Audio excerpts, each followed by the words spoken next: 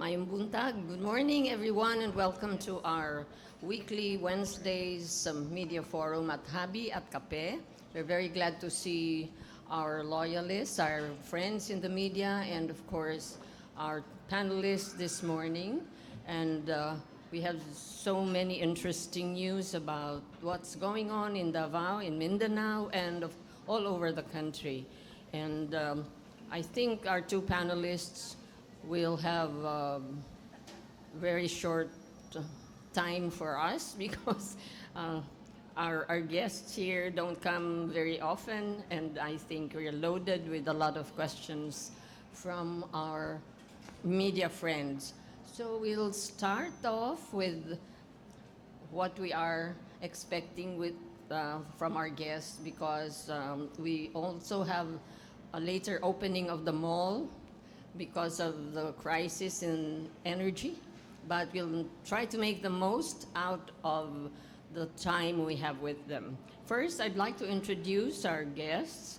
We have ASEC Romeo Montenegro, the Deputy Executive Director of the Mindanao Development Authority, who will be talking about outbound business mission in Manado, Indonesia, and Minda updates. Also, we have Director Tanya Artan, Regional Director, Department of Tourism, Region 11, for the topic Davao Tourism Roadshow in Manado, Indonesia, and other agency updates.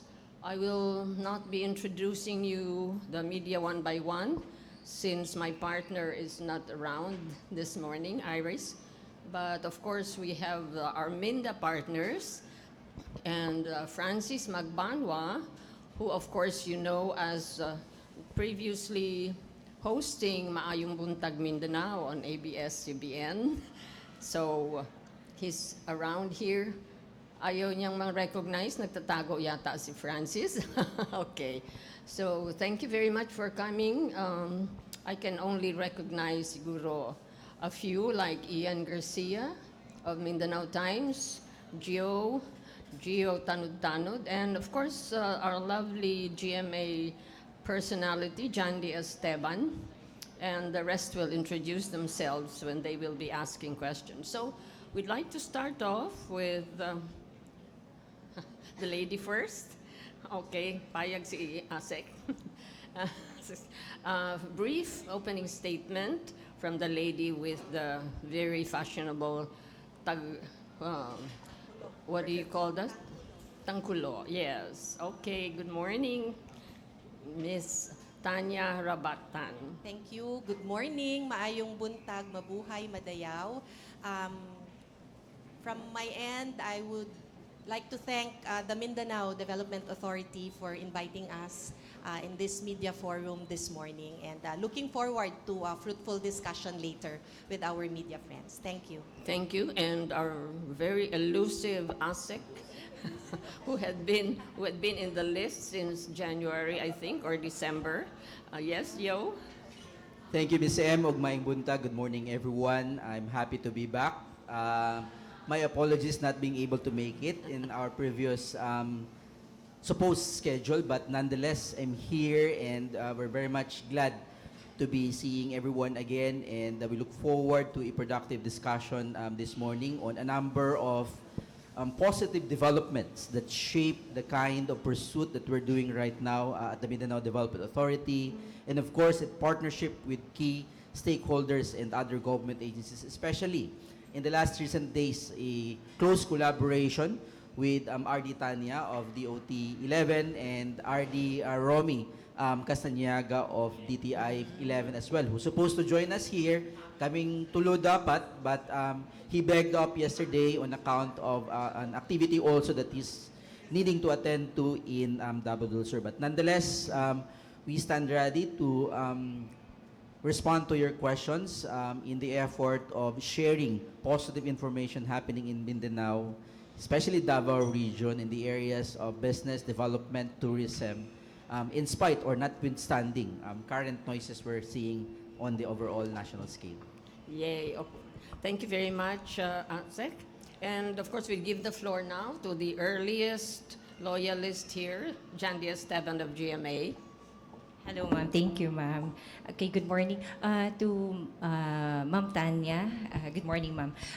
Amid the fuel crisis, how's the tourism in Davao region? Does this alter your outlook for the year? Yeah, thank you.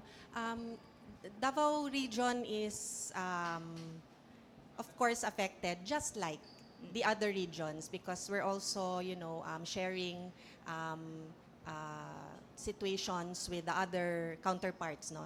So and it's not specific to Philippines, maraming affected. So we are closely monitoring the different sectors, particularly coming from the accommodation, our MICE venues, our tour operators. So we've really seen numbers go down. But for this month of April, we've coordinated with our big venues. So far, no cancellations. Yung mga pre-book na mga conventions. May konting sa numbers of attendees, but tuloy yung mga conventions and conferences this month of April. So this is not just limited to one venue, no. We've asked other venues. So tuloy naman. So we're really happy to hear that. And we are hoping at this time, no, in this time, in the midst of this crisis, we're hoping that for tourism to continue because especially we know that many livelihoods depend sa mga tourism activities natin. So we're still hoping to, but prioritizing on the MICE, particularly on the business side. And of course, as for DOT, we will continue to roll out our trainings, capacity buildings, online presence, and recently we just came from Manado, so na-push through pa rin yun, and we are thankful. And validations for product development. So we'll still continue on with that. Ma'am, you said earlier na may mga numbers na nag-go down in terms of accommodation. May we know the figure, especially on the occupancy rate decline? What I can share is that may cancellations of pre-booked, for example, in hotels, may cancellations ng mga group bookings, but meron naman ding nag-pursue.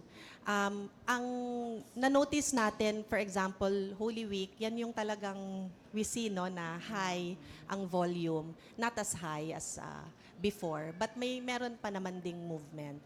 So, while manageable, we're still affected. May mga ano po kayo, ginagawa kayo to beef up, especially our local tourism. Kasi nga may mga hindi na nagbabiyahe because of the, number one, ticket cost. Medyo tumaas. So as I've mentioned earlier, we still push with the MICE kasi yung business, kasi yung leisure sometimes it takes a backseat. Ganito na crisis. But for example, for the business, especially coming from the government, ng mga bookings, yun yung we encourage na sana they will still push through and continue with that.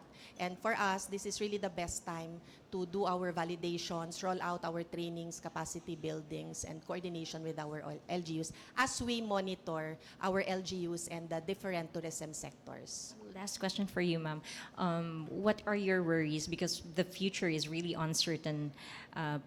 Padayon gihapon ang gera. So, what are your worries, especially in tourism? The worry is that yung mag-layoff na tayo ng mga tourism workers, ma-affect yung livelihood ng ating mga communities. Yun yung worry. So, honestly, we take it at a quarter at a time, no? Yun yung aming tinitingnan. Even our decision-making in the rollout of our activities, we look at like 3 months in advance. Tingnan namin, should we pursue with this or not? But these worries, I'm sure, is shared by the whole industry. Really the livelihood, especially of yung mga community guides, the informal sector as well. Thank you, ma'am. Thank you. And to ASEC, amid this crisis also, ASEC, we have a target by 2030, the 50-50. I'm not really sure, 50-50 energy mix. How far have we gone in terms of investing in our renewable energy? Thank you very much for that, Jen. But before I jump to RE and the power sector, let me also add some important points in so far as how we are seeing the tourism sector being affected, and therefore what needs to be done to be able to caution this industry across the current circumstances. As stressed by RD Tania, tourism definitely is not just anchored on leisure, which would definitely take a back seat in light of the current skyrocketing prices of fuel or fares, for instance, of airline tickets. But tourism sector is still operates as an industry and as a business itself. And just like all other industries that in spite of circumstances surrounding the pricing, for instance, of fuel, these businesses continue to exist. This small, in spite of increase in inflation, need to continue to exist and operate. And I think we can look at that in that same fashion insofar as all other components of the tourism industry, that in spite of challenges, they remain to be operational. But with adjustments. Probably there are adjustments lang in terms of perhaps how much they'd be able to become more profitable. There could be adjustments in terms of the margin for their businesses to allow for the continuing stream of activities in spite of some adjustment in the rates, for instance. Because in tourism sector, you continue to have jobs being created, products being developed, and services being rendered.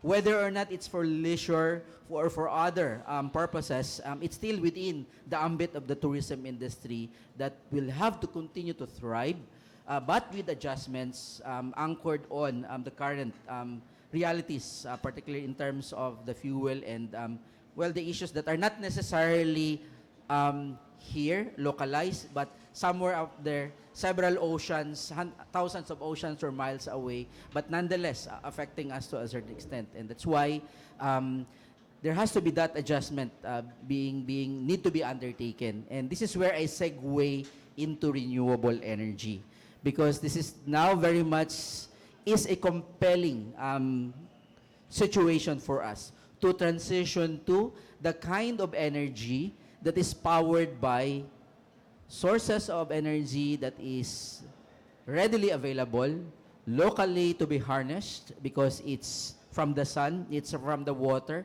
it's from the geothermal energy, it's from agricultural waste that can be turned into fuel for biomass power plants, for instance, or it can be coming from the gas deposits under old landfills that still have methane deposits that are viable to produce X amount of renewable energy capacity. So these are therefore drawing us to that direction right now, because what the current situation is telling us is to become less dependent on imported sources of fuel. And that's why we need to transition into more of our renewable energy. And our target in Mindanao, as we have been communicated, conveying, and advocating with all other sectors, not just government, but also the private sector, because at the end of the day, it is the private sector that will spend pesos and dollars to build power plants, not government. And hence, we should make the policy accommodating, conducive,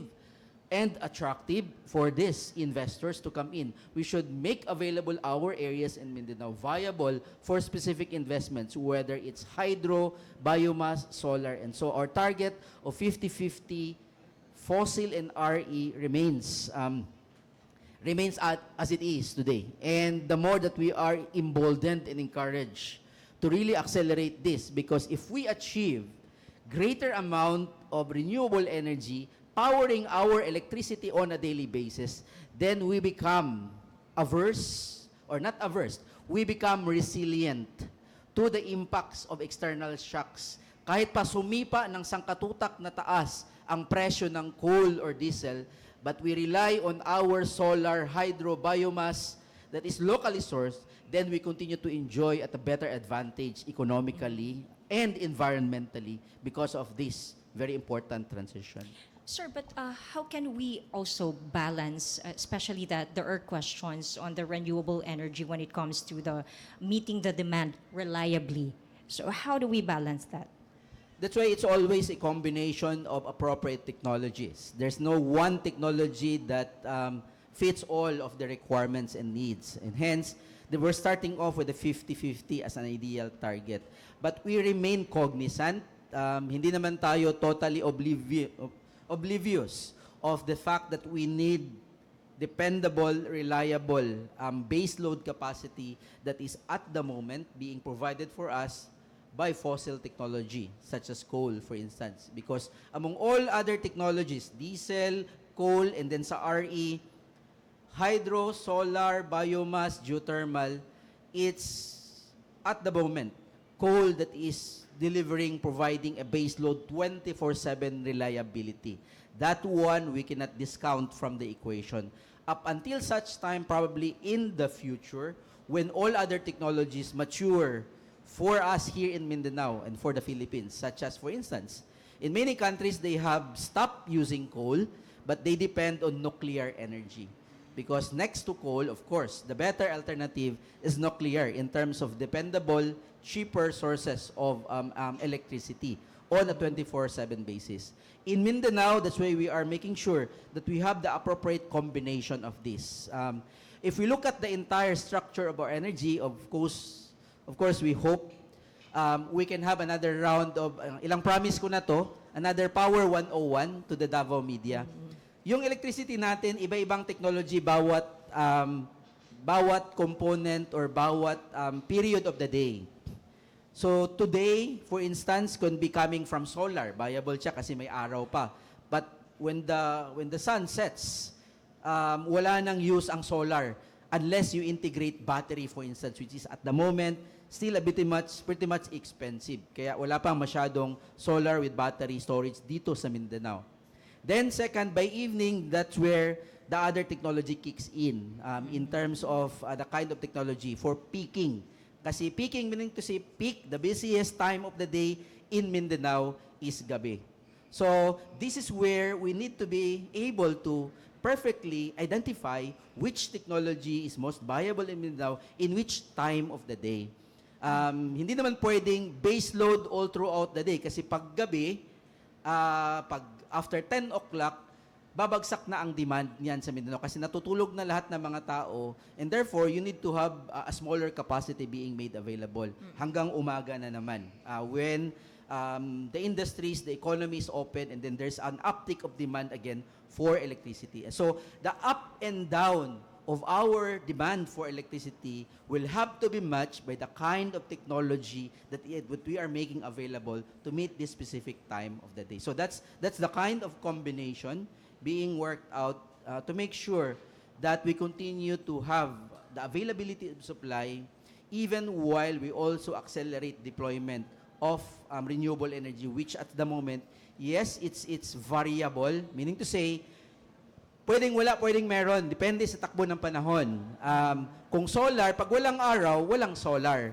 Pag hydro, pag nag-drought, El Nino, mababa ang elevation ng mga lakes, for instance, or the impounding areas, walang water. So mahina ang buhos ng tubig to turn the turbine to generate electricity. Compared to coal or diesel, at any given time, you need to run it can run available. So that's how these technologies are being managed to make sure that we have the right kind of technology available for which time of the day of the demand. All right, sir, since we have a target, a last question na lang, I'll reserve the other questions for later. Since we have a target of 50-50, by how much percentage are we now? We are, fortunately, we're somewhere around almost 40% in Mindanao in terms of renewable energy today. So that keeps us on track to our target, assuming we're able to see through the commissioning online of several pending renewable energy projects across different areas in Mindanao. We're closely working with the DOE in doing monitoring of the progress of these small power plants. May hydro, may biomass, may solar, spread across different areas in Mindanao. This is having a total of around 1,000 to 1,500 megawatts that when commissioned online by 2030 should give us an enough comfortable level in terms of having enough renewable energy being added to the Mindanao grid. Yun nga lang, it's easier said than done. Because many of these bite size, ang tawag kasi natin dyan bite size, 5 megawatts, 10 megawatts, 50 megawatts, perhaps ang pinakamalaki 100 megawatts. Marami yan sila in several areas. This is how you look at and appreciate renewable energy. Compared to coal, for instance, sa isang location lang, ang coal pwedeng magtayo ng 400 or 500 megawatts or even 1,000 megawatts just in one area, just in one project, 1,000 megawatts kaagad. Versus renewable energy, you're looking at almost 200 projects na small ones just to be able to have a consolidated 1,000 megawatts. So that's the big difference in terms of fossil and renewable energy. Hence, the closer collaboration with MINDA, DOE, and all other relevant agencies of the government to make sure that these projects are being accelerated and approvals are being hastened at various levels, local, regional, national, in terms of permitting process and approval and clearances so that we can see progress of these pending projects all across key areas in Mindanao. Again, last point in terms of our energy transition target in Mindanao of 50-50 by 2030. Kasi hindi naman kami, again, we are not oblivious of a possible reality that mas maunang mag-expand ang mga existing coal-fired power plants in Mindanao that have been granted long before permit to expand. Kasi many of our large fossil plants, yung mga coal-fired power plants, for instance, in Mindanao, when they were built more than 10 years ago, they applied actually for double the capacity. So when they built 300 and operating 300 today, they are allowed to build extra 300 more. Kasi when they applied, double na yung in-apply nila. Yun nga lang, kinakalibrate nila when is the next time for them to expand. And they're seeing now the current situation with the demand surging in Mindanao, perhaps as a signal to start making the necessary preparations for a possible expansion of their coal capacity. Now, pag nag-expand sila, syempre, law of mathematics, pag umakyat ang fossil, mas tataas yung hahabulin nating 50% na target for Mindanao kasi umakyat yung fossil. So that again is one reality that we have to come to terms with later on. Should these big power companies indeed decide to expand coal? Now, what's the better way forward? What's the better scenario? The better scenario is to encourage them to build more of renewable energy instead of expanding on coal.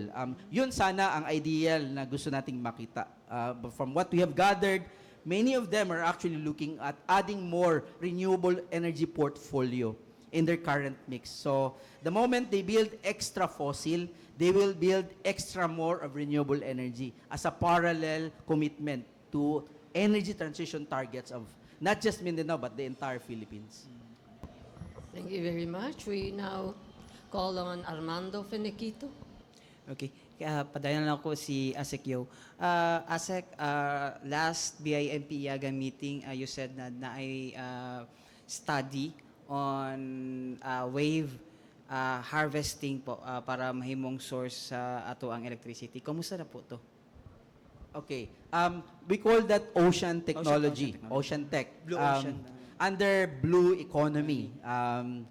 We're just awaiting for details of the Asian Development Bank announcement in December of last year for a $500 million financing for the Philippines, particularly on blue economy. Now, when you talked about blue economy, it isn't just about the fisheries and marine. Now, we derive food, for instance. So much of what we eat, especially aquaculture products, gikan magina sa dagat. So it's called blue economy. So anything about tuna, sardines are under the purview of blue economy. But there's another very important element in the blue economy, energy. Energy, which is just like food, is also available, scalable, and investable.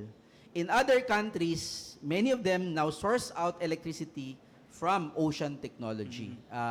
Wa pa manggod na, if ever first time pa na siya diri explore sa Mindanao. But in other countries, mga waves nila are now generating electricity. Of course, in Mindanao also, we are pushing for offshore wind. Nga naa na sugdan sa Luzon. Sa Luzon, daghan na sila og windmills and Visayas. Kung dito mo sa Aklan perhaps, sa Boracay, makita ninyo across, daghang windmills na. In Luzon, sa Rizal, sa North Luzon, Ilocos, daghang windmills na. Nganong walay windmill ni isa diri sa Mindanao? It's because our speed of wind is only around less than 6 meters per second.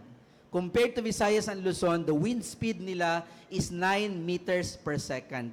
So that is what is required, Manggod, to make the windmill viable so that the wind is strong enough to turn the turbine and then produce electricity. Kana kung ibutang siya sa mga bukid-bukid sa Mindanao, dili siya viable pa at the moment. But if kung ibutang siya sa mga offshore area, meaning to say sa dagat, just like in Surigao, nga naa kay end Davao Oriental nga kusog kaayo ang waves, for instance, because of kusog ang hangin, then this technology could be viable. Match with, since nag-invest ka na lang, you're putting up something in the sea, by the ocean, then you also integrate ocean technology. We've asked already about 3 years ago ADB, and they did scoping mission for the Nagat Islands and in Balut Islands in Sarangani. We are following on that in terms of how can it be later on, since dito siya gistadihan in those areas, kung i-situate siya in some other near areas like Davao Oriental or in the islands of Basilan, Sulu, and Tawi-Tawi, unsa ang ihang viability. That's the next phase of what we will be doing with Ocean Pixel, a Singapore-based company that had partnered with Minda to introduce these types of technology so that in Mindanao, daghan tao ginatan-aw nga possible sources. We're not just relying on the usual traditional sources, but we're also entertaining the possibility of this new technology being made available in Mindanao. Just like hydrogen, which is also in Poland and in Germany, is now being used as source of energy, not just for electricity, but to power buses and cars. Hydrogen na. That's why, if you recall, about 5 years ago, we partnered with Hydrogen de France, HDF company, which is set to put up the first ever hydro technology in the Philippines here in Mindanao, particularly in Zamboanga, Sibugay. And so, feasibility study is ongoing for that particular technology. So, this and many others are among the technologies we are exploring for Mindanao. Clarify na ko, Asek, ang kaning sa wave harvesting, kuan pa ni siya, feasibility study pa lang ni siya. Pre pa gani, dili pa Pre. gyud siya, scoping pa lang siya. Sa scoping stage pa lang siya, kining identifying areas. $500 million na proposed budget ba tawagan na, or financing Ni is ADB. para lang siya sa scoping pa, or no. all over na. Wala pa mi details. That's why insofar as unsa ang naa sa $500 million na ADB. Pwedeng pang technical assistance. They will deploy consultants to do study. 2, pwede po siyang pang seed fund na to attract private sector, to blend it with private sector investment to actually now build these technologies in several areas, not just Mindanao, but all across the Philippines. So that's one also. That money also will probably finance some projects related to marine biodiversity projects, for instance. Massive planting of mangroves is one very important project also. That fund also is likely going to fund as well or to finance ocean cleanup projects. Because Philippines, unfortunately, tamalipay niini, we are #1 contributory to the global ocean plastics because of our sachet economy. Kana mga sachet na to, shampoo and everything else, unfortunately, if not managed well via an effective and an efficient waste management technology, will end up dito sa to mga oceans. In Indonesia, ADB funded the same project few years ago, and Indonesia now has been able to address 75% of ocean pollution via Blue Economy project. So this is what ADB also hopes to intend to carry out here in the Philippines in terms of addressing ocean pollution? Okay, last na lang, Asek, for my question for you, no. Regarding aning ko, ano, siyempre nagkataas ang presyo sa diesel karon, no. And right now daghang mga sakyanan nga murag ay sorry. Nakakuan na lang. Nakatambay na, it's because sa kamahal sa gasolina. And then I had this conversation with a private sector, no, member of the RDC. Ana siya nga mas better daw nga mag-shift na ang mga tao from from the conventional na kaning petroleum run na mga vehicle to electric vehicle. Your thoughts po? Yes, we had what we called Electric Vehicle Industry Development Act, or it's called EVIDA, which was passed, I think, 4 or 5 years ago. EVIDA law actually paved the way for Philippines to put up necessary guidelines and policies that will make it viable for electric vehicle and hybrid vehicle to be the ones utilized for many of our mobility in the Philippines. It's not just about importing and selling electric vehicle or hybrid. It also integrates the entire supply chain. Meaning to say, kung kita producer second in the world next to Indonesia in terms of nickel ore, and nickel, which is a very important component for battery, and then therefore the direction should be us moving on towards attracting more investments for processing of batteries. Because if we are a processor of battery, then that will attract entry of players in many countries such as China, another leader of electric vehicle, to build electric vehicles here in the Philippines. In fact, nanay nagsugod sa Luzon of build of hybrid in terms of cars. But we wanted more of this accelerated in terms of Philippines also being able to produce components so that one reason manggod nga nung alanganin ka mupalit og electric vehicle karon is kung mupalit ka baka mahutdan kag kuryente, layo ang imuhang biyahe. So that's called what they call anxiety, range anxiety. Anxious ka basig midway through da biyahe kag Davao Bukidnon, nahutdan ka tunga-tunga asa ka musaksak, for instance. Well, just like gasolina or diesel, kabalo mo ka na man po'y gauge ana, di man ka mo biyahe kung kita nimo nga kulang na mag-gas up ka daan. And so with electric vehicle, you need to charge before you travel or to set into a particular direction. And the good thing now is many of these car makers have improved the range. Na in single charging, 2 hours, 3 hours, or 4 hours will deliver for you 400 to 500 kilometers already. Single charging lang na siya. Pwede ka na maadto og Jensen back and forth. So I think there's some significant improvements already in terms of technology advancement by many of these electric vehicles now. So that improves that level of anxiety in terms of the range. Second, this is also where we are encouraging many other, and this is being led by a Department of Trade and Industry, i-encourage ang investment into putting up charging stations.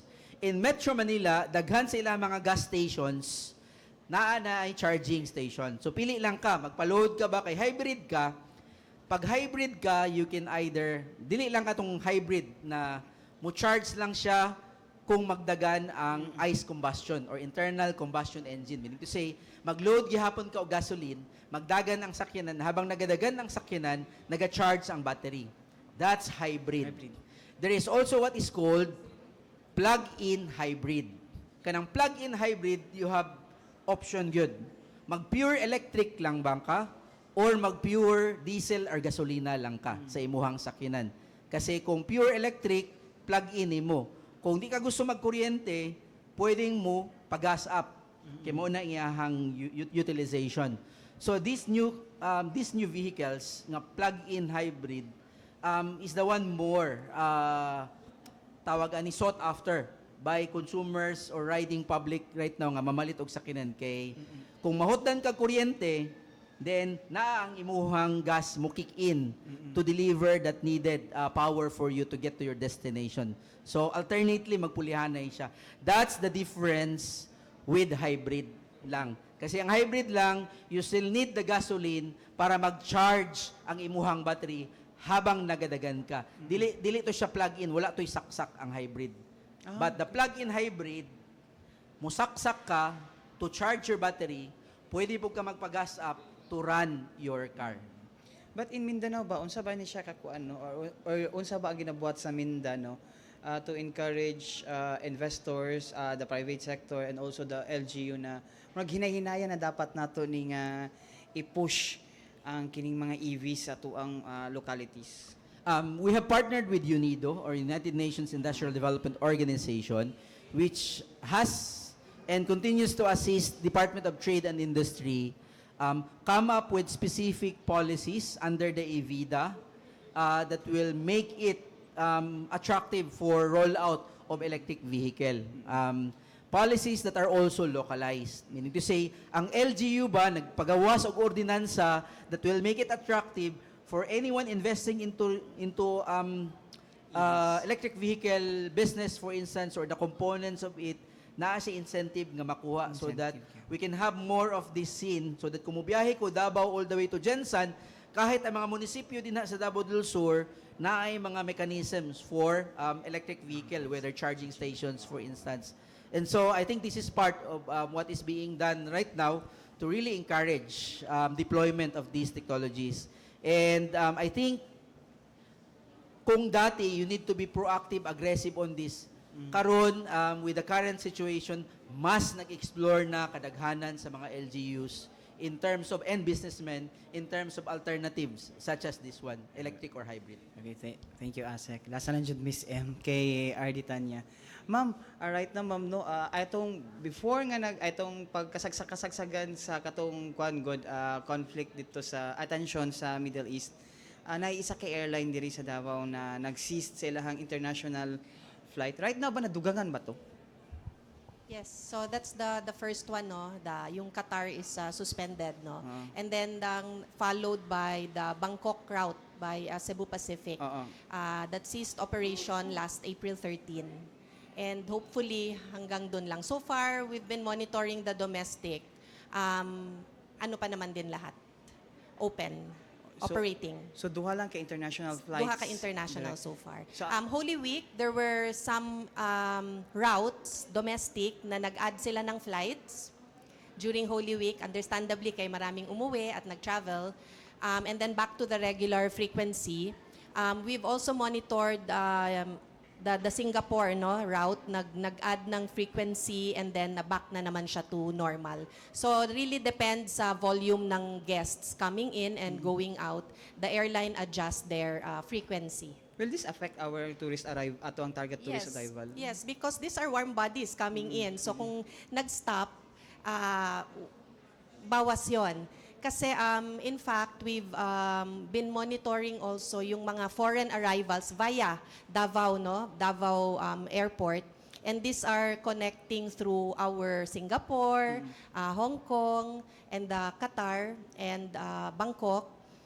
Syempre yun, mababawas yun. For example, those who connect through, who use Doha, yung Qatar, as their transit to enter Davao, wala yun for now. And then same thing with Bangkok. So that's why we are also very much into route development as well, yung DOT, no? It's because it's important for us to have more routes and of course supporting the existing ones. Kasi if we do not support that, baka mag-weekend and mag-cease operation, and that's what we do not want because these are people coming in and these are arrivals. Route development meaning you are now, tawag nito, parang nakikipag-talk na kayo from other countries. Okay, we don't do negotiations, but the Department of Tourism, our central office, we actually have a route development department. And may seat din ang DOT sa Civil Ka-up board? o Aeronautics Board, may seat din kami. So sila yon, the secretary, yun yung may seat doon. But for the region, we are encouraged to engage in route development. So this is through the Air Service Development Committee wherein members kami, ang mga different national agencies, and we work together with the Chamber of Commerce, the city government, para ma-discuss doon how we work together, marketing efforts and others, no, especially for the business chamber, how we can work together to support our existing routes, especially the international, but the same thing goes for the domestic. At the same time, how we engage also possibilities ng new routes, especially the key and strategic routes for us. So we're also looking at the BIMP-Iaga region. Nasaan na dyan, ma'am? Miss M? Ano na lang yung mga natira natin na international flights po, ma'am? We had 4. So now ang active is the Hong Kong, Davao, and the Singapore, Davao. Other than that, ma'am, yan lang. Oh, Yung dalawa kasi lang. apat man yun. We have the Doha, Davao, serviced by Qatar Airways, and the Bangkok, Davao, serviced by Cebu Pacific. So, So- yun suspended muna. Hopefully, babalik yan. So only pag these 2 na lang? Yes po. Okay, thank you po. Thank you. Thank you very much. Also, we'd like to remind our listeners, we're live streamed, right? So we will also have to entertain online questions. So we also can, I think our guests can accommodate ambush questions later on if you have a lot of questions still unanswered or want to ask.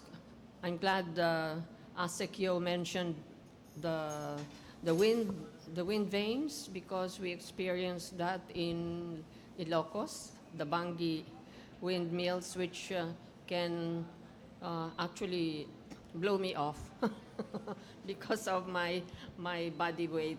So siguro ang ating media can also experience that sometime kung gaano kalakas ang hangin sa Bangi and the other areas because we don't have that here in the Davao City.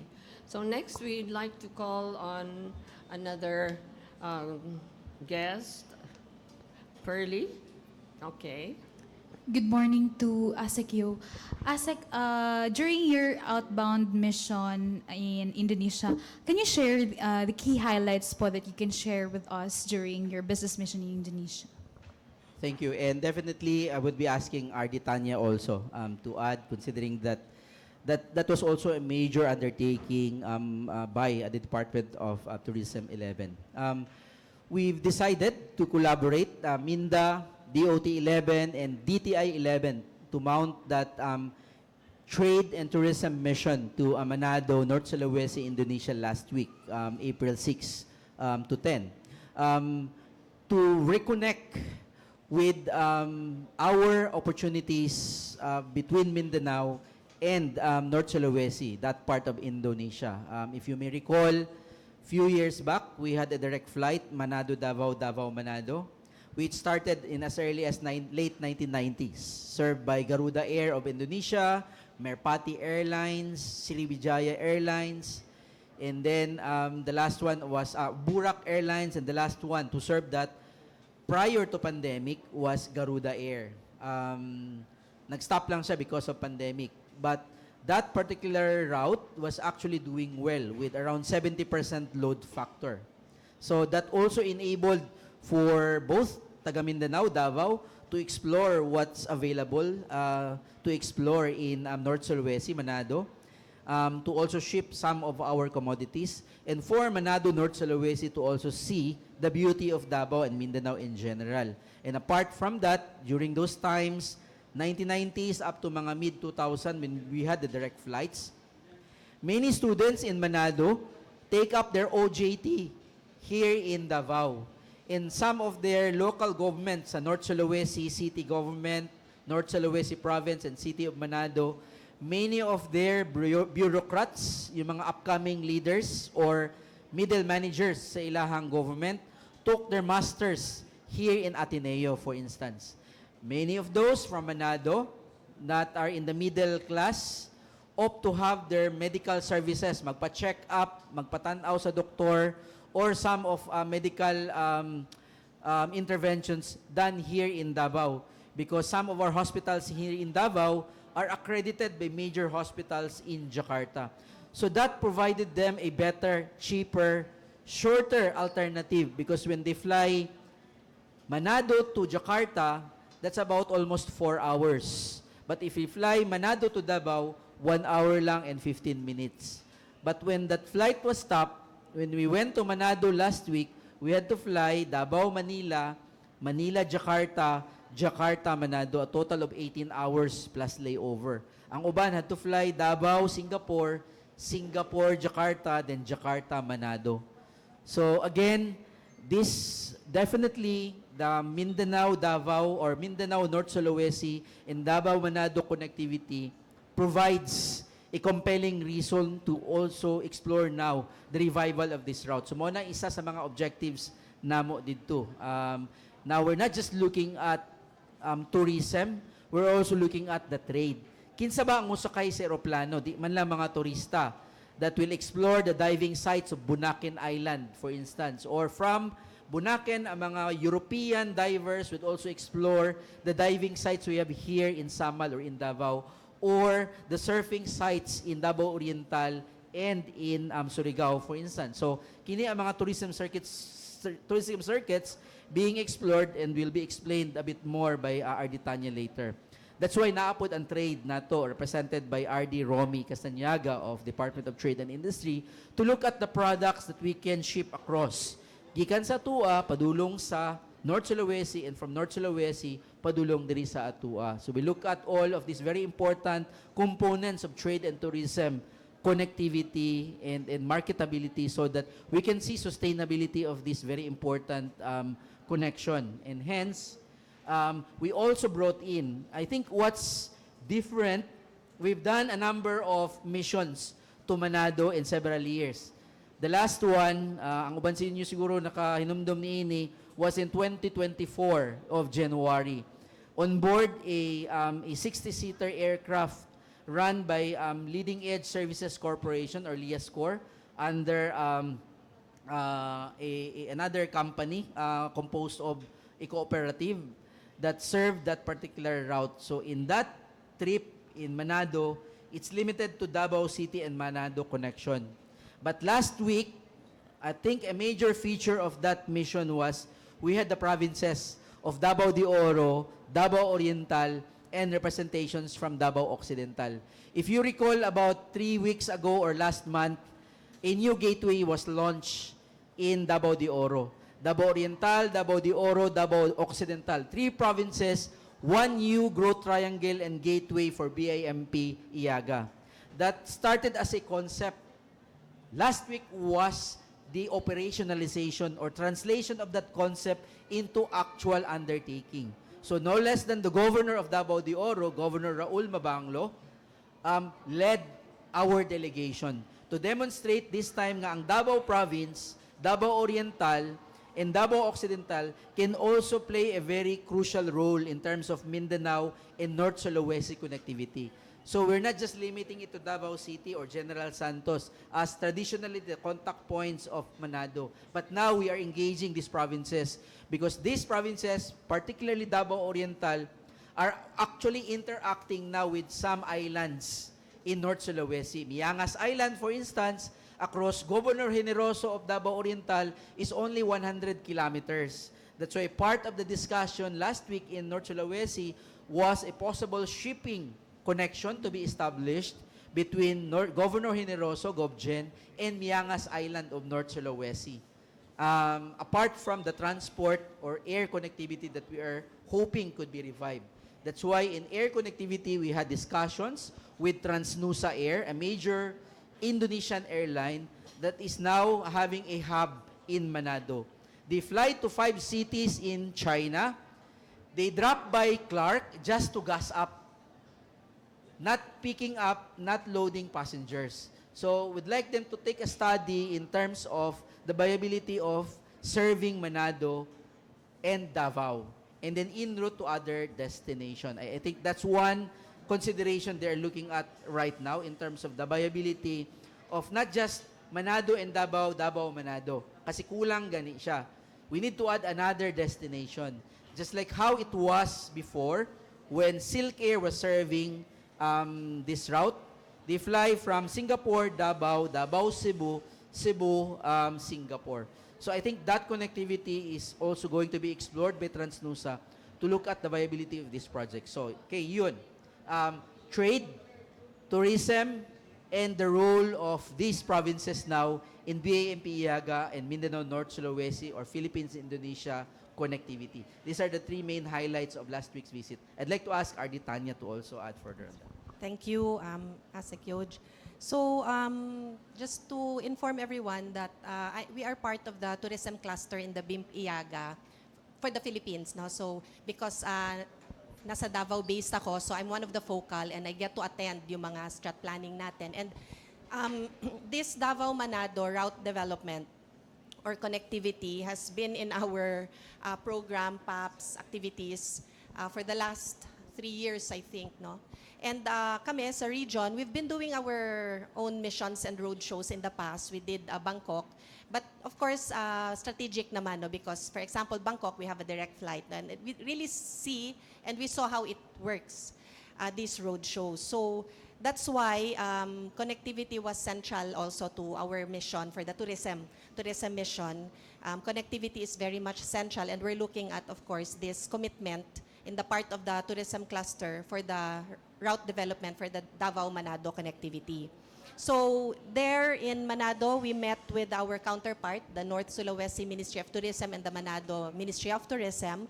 We did some updating, exchanges, and there's so much opportunity for education, tourism, for English as a second language, for medical tourism and shopping, dive and adventure exchanges. But apart from that, we are also looking at gateway to gateway, no? So we serve as a gateway for the Mindanao, and then at the same time for Manado as a gateway to other parts of Indonesia and even international. So it's something like that. And what we saw here, what happened, instead of just the tourism road show, MINDA, DTI, and DOT came together. And I think this is a very good model that we all came together, and I think we parang bring in more impact because it's not just the tourism side like what ASEC mentioned na laman ng eroplano, it's also trade, no, and of course attracting investors and investment. So this is a very good collaboration, and I think it's more effective this way, no. And then lastly, so we've done series of meetings there. When we were there, we met with different business chambers, and we did updating and gave reports and data, shared our data.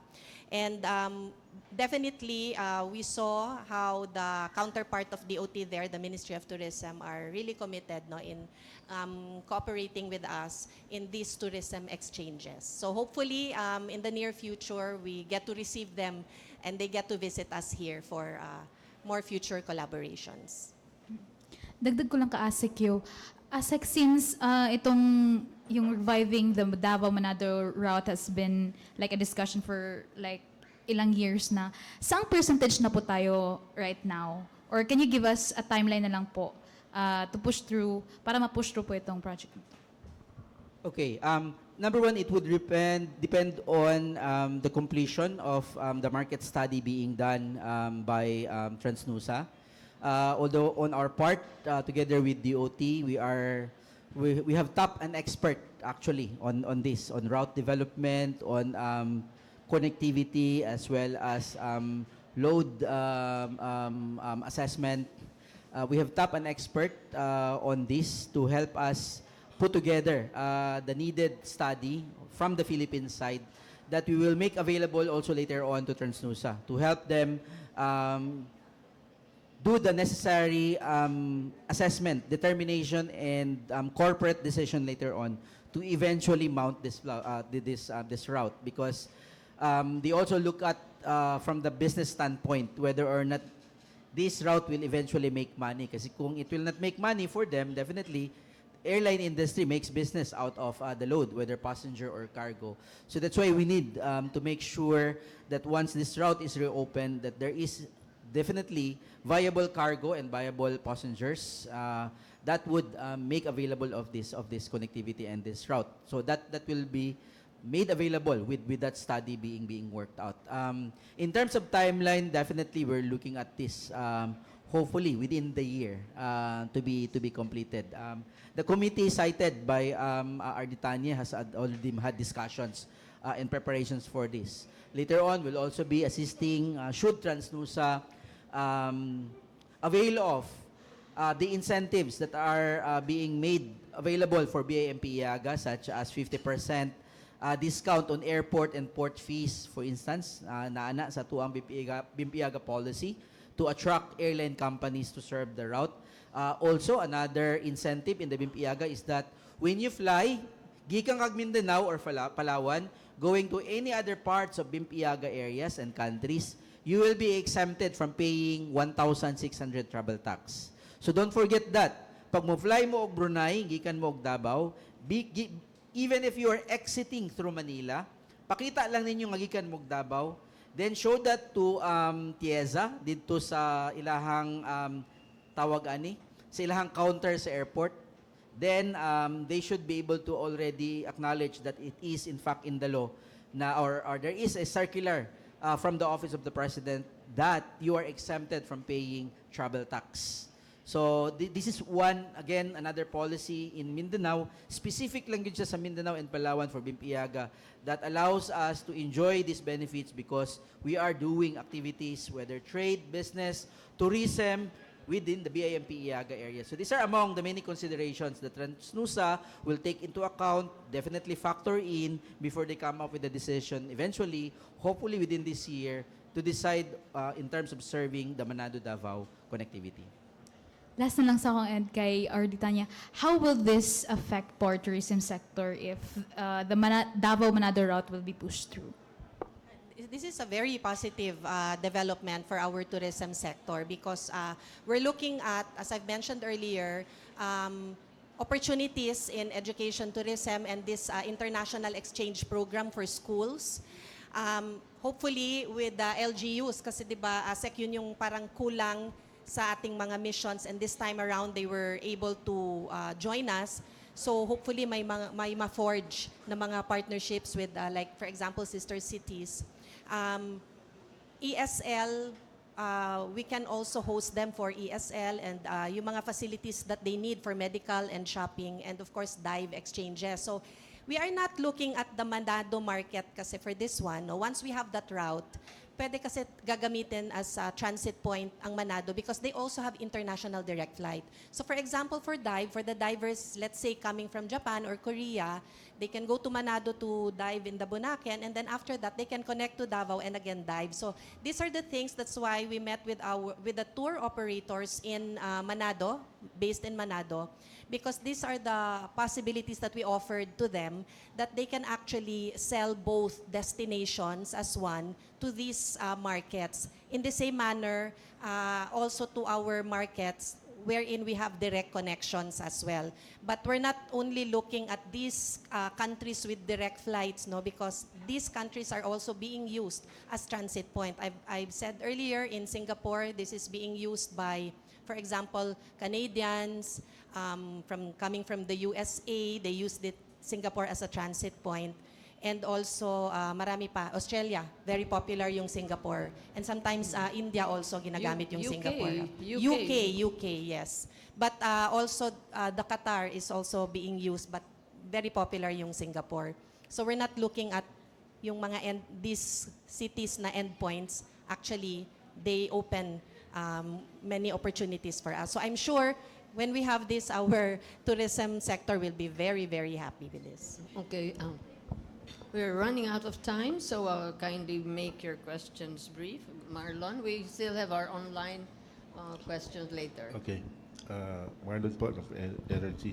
Kay ASEC Montenegro. Sir, give us the updates kasi we are talking about Manado, Bitong, and Bintay Tahuna.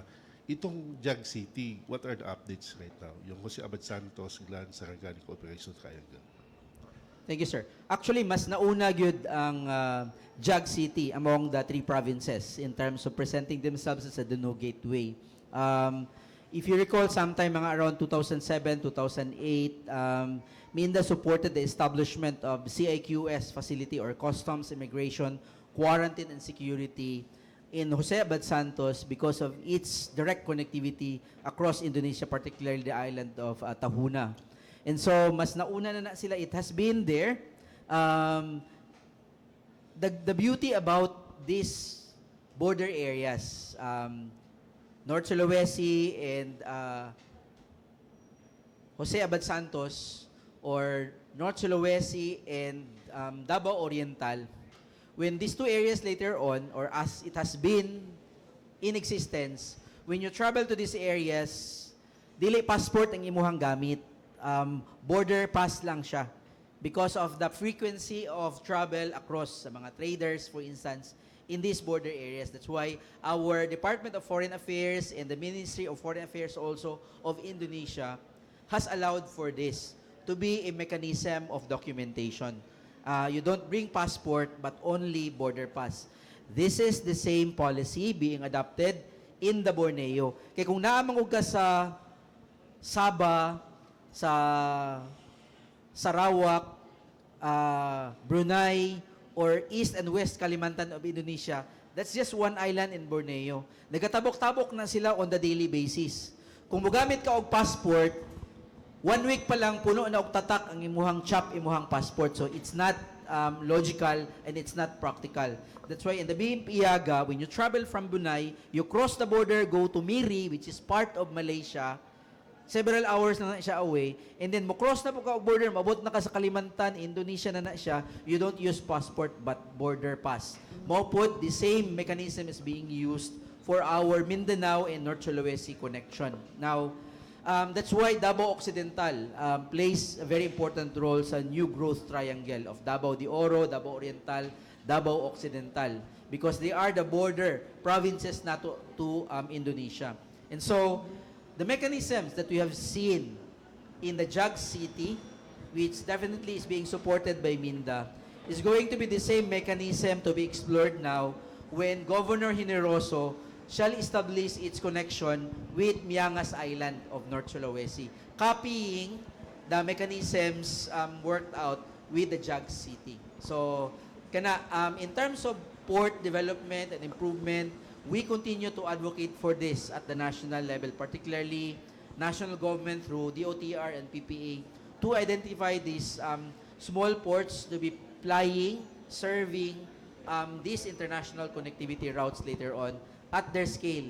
Kay scaled lang siya, meaning to say, according to its size and viability, because we cannot expect JAG City to be declared as an international, or JAGS nga port, or Jose Abad Santos nga port, to be declared as international port comparable to Zamboanga, Davao, for instance, or Cagayan de Oro. It has to assume a particular role lang na may international flavor siya because it is serving international connectivity with Indonesia, but at certain parameters lang. So that's where we're working out particularly with supporting the revival of the JAG City connectivity. So revival, sir, where still the activities are wala pa kayo activities. Naa naman gud na existing nga ginagmay lang yun. Ginagmay lang yun. Ginagmay. Nahitabo nagi mga landing din ha every now and then. It's- Particularly with these islands, Tahuna, Balot Island, Miangas, Balot o Island, oo. Tahuna, yeah. Every now and then nanay mga ginagmay nga Economic trades. wooden hull vessels lang that is serving that route every now and then. Kaya ang kailangan nato is i-assist sila to formal integration so that na klarong registration, na i-support mahatag ang government, and then they would be able to scale up now the kind of cargoes, the products that will be shipped across. Ang isa man gud nato nga challenge gyud sa Mindanao, it's more of us buying from them. We are selling less kasi kulang ang atuang produkto nga mahatag dito sa ilaha. Number one, ang atuang bang produkto nga i-ship dito na itatak halal. For instance, especially kung atuan ang i-serve sa Muslim market, for instance. Okay lang kung Manado, because Manado City is around 80% to 90% Christians. That's why pwede gani ka, with respect sa tuang mga Muslim brothers, pwede ka makaon or makakita og lechyonan dito sa Manado.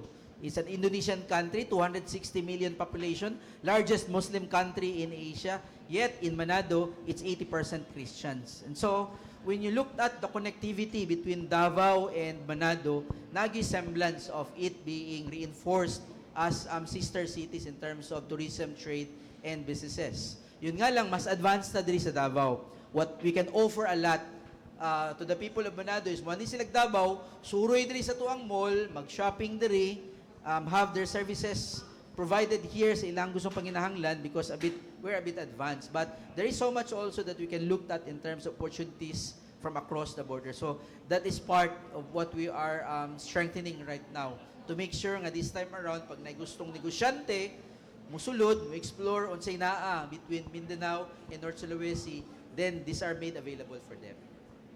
Alright, kay Director Tanya. Director, what are the activities na ginahimo karon sa tourism sa summer? We're talking about the summer activities for the tourism.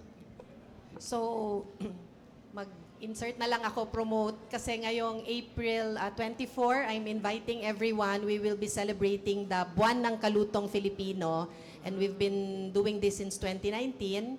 May mga partners po tayo from the academy, mga students, may cook-off sila, they do the palengke tour. And then we also have partners, mga hotels natin, yung mga chef nila. And then we have speakers and food demo. Ang major, of course, highlight are the showcase ng mga LGUs natin and the farmers. Because this is in partnership of the Department of Agriculture, the NCCA, and the DOT. So dito yon sa Abriza. So we're inviting everyone. Ang opening is April 24 until April 26. Dito makakabili sila ng mura na mga produce ng ating mga farmers. And then this May, we will be supporting the Samal Saya ng Samal. They will be having the underwater photography. So yon, isusupport ng DOT yon. So that's at least for this quarter. And then in June, dito gagawin yung Philippine Travel and Tour Expo in Davao. So they do one major in Manila and then one in Visayas and Mindanao. So this year, Davao is going to host the PTTE. So malaki din siya na event. So yun yung so far naka-line up po natin. Alright. Ma'am, kasi galing ako nagkausap ko sa cybercrime kanina, itong online booking, mga online booking sa tourism, sa mga hotels, mga tawag nito, daming scam na nasa scam. Ano pa ang pwede magagawa? Pwede sa mabuhat sa tourism sa ano? Yeah. Actually, bago lang tayo nag-sectoral meeting because we meet with our accommodation, yung travel and tours, and the tour guide. So itong about sa scam, this is nationwide happening. That's why it's very important na yung sa ating mga accounts na talagang ipa-verify talaga siya. I'm not so very technical with it, but yun yung ginagawa ng ibang mga resorts na verified by the Meta. Thank you. Yung mga accounts nila. But sinusumbong din natin yon. Dapat nire-report sila para maisumbong natin. And then I guess on our part, we also committed in promoting yung doon sa ating mga DOT accredited na mga tourism enterprises. Okay, thank you. Thank Okay, you. thank you very much. We still have one online question from April J. Paredes. Good morning po. Ay, good noon pala. So this question will be directed to Asekyo and it is an online question given by PTV Davao, Miss Regine Lanoza. So Asek, ang question po ni Miss Regine is kung may idea daw ba si Minda regarding sa plan na magtukod daw sa US military oil depot sa Davao and if ano daw ang view ng Minda about this? Is it makatabang daw ba for the region or dili? And unsay daw tabang nito sa Mindanao daw po? Thank you for that question. We also learned of that through the news lang. There was no formal communication seen. Well, understandably because a project of this nature is fundamentally a national security matter that will be decided by the national government under our existing defense arrangements or agreements. And so the role of MINDA is to ensure that any major activity in Mindanao aligns with regional development, with environmental protection, and overall general welfare of the local communities. And so those items would have to be factor in any decision moving forward regarding this particular proposal. Now, whether it's going to benefit us, this facility is primarily a intended for defense logistics and not designed as a development project. But nonetheless, just like with any other infrastructure project, there is always indirect benefit to that in terms of construction, in terms of jobs, in terms of logistics, in terms of services. So as to whether or not it's going to be set up, that's the indirect impact that we can expect out of this project. And so I think that's how we look at it in terms of this particular proposal. Okay, that's all po. Thank you. Thank you very much. And I think we're really running out of time. We'd like to thank our media guests, and we are also, we'd like to request the closing statements of our guests, our panelists. We'd like to start off with DOT Regional Director Tanya Rabatan. Thank you so much, and thank you to Minda for this opportunity to share some updates from the Department of Tourism. Maraming salamat, and good morning to everyone. Good noon. Thank you. And Asekyo. Well, thank you very much, Ms. M, and thank you very much to our media partners. Mindanao today is certainly on a positive path of transforming a region once associated with conflict into one that is emerging as a hub for energy, agribusiness, logistics, and connectivity via BIMP IAGA. And so it is important that any initiative that we put together, that we advocate, that we coordinate, reinforces that strength that we have in Mindanao. Thank you. Thank you very much. And we really hope Mindanao will keep on developing with you as our stakeholders. And we will not look at the sun as causing us sunburn only, but as a source of renewable energy, and for Mindanao to be independent of other sources. Thank you very much also to our media guests, to Habi at Kape, and to Minda, and also everyone online who is listening to us. So we'll see you again on our next edition of Wednesdays, Habi at Kape. And thank you very much for the snacks, Miss Baby Montemayor, Leda, and the staff of Habi at Kape. Maraming salamat.